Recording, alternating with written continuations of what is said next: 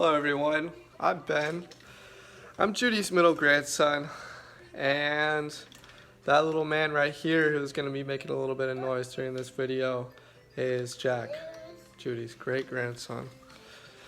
The other little one's in school right now, and I'm watching this one, and I tried to make this video isolated with no noise, but that didn't work out too well. So if you hear nursery rhymes in the background, he is the culprit. As I mentioned before, my name is Ben, Judy's middle grandson. I'm making this video from Virginia, as this is where I'm stationed. I wanted to make this video to showcase the kind of relationship my grandma and I had. She was known by her grandchildren as Memaw. She has always been Memaw since I can remember. I'm not really sure how the name formed or how it came to be. That's just always what she has been to us. Throughout the years, I have shared many fond memories with her, which isn't too hard to think of because she was such a character. When I was a child, I remember on Sundays after church, she would host lunch for us. Her idea of lunch wasn't anything extravagant, but it was always the thought that mattered. One of the main meals I can think of was macaroni and green beans. My brother, sister, and I would let her know how amazing lunch was, knowing how much work it was for her to put into making it. Everyday tasks for her were not as simple as it would be for people without the mental and physical disabilities she had. This is why it was always important to know that it was the thought that counted with what she would do for us grandkids or what she would gift us with. Every time I would visit her in her room, she would find very interesting gifts to give to me, ranging from poems she had written to pot holders, sock puppets, handmade stuffed animals, bracelets, to just about anything else she could find in her room. She was a hoot, and I always looked forward to finding out what interesting gifts she would give to me. It didn't matter how old I got, she always wanted me to know how much she cared about me in her own way. She always had the best imagination.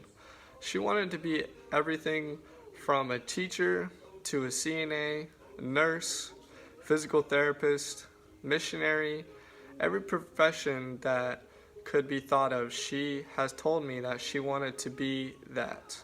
In her own way, I don't doubt that she was every single one of those because of her imagination.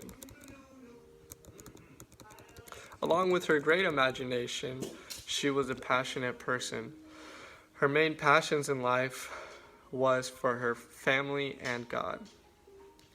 She would always talk about her beliefs, write poems about them, and even sing them to me. There would be times when I was an ornery preteen, when I didn't appreciate sentimental things as much as I do now. She would sing hymnals to me over the phone for 30 minutes straight.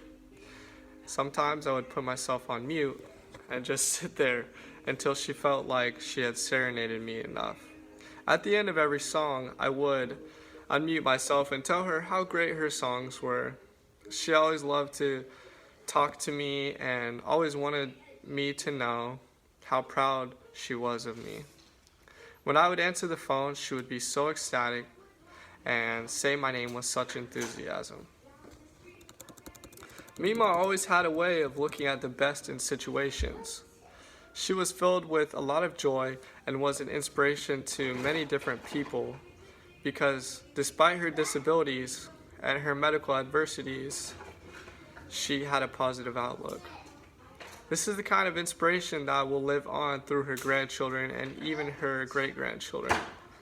My son that you just saw, he has cerebral palsy and has had medical issues from the beginning.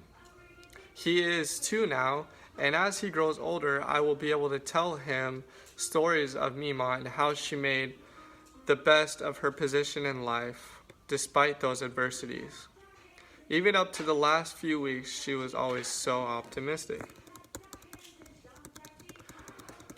I would like to say to you, Memaw, that now I hope you are in peace and as joyful as ever in the place you have always spoken of while you were on this earth. Your stories, enthusiasm, joy, and love will always be missed. I will always remember those times when you serenaded me with your songs, served me that leftover Kraft macaroni, the most random things you would gift me with, and how much of a character you were. You always had a way of making people laugh and putting a smile on their faces.